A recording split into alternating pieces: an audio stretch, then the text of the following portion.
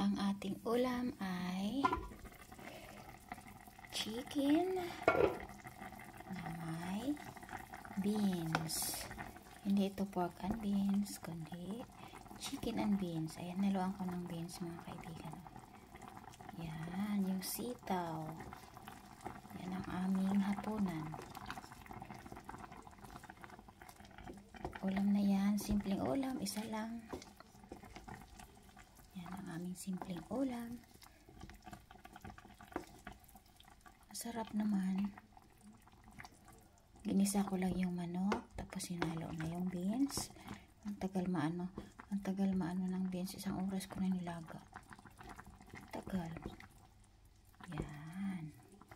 Tapos haluan ko lang yan ng carrots. So, ayan, ulam na.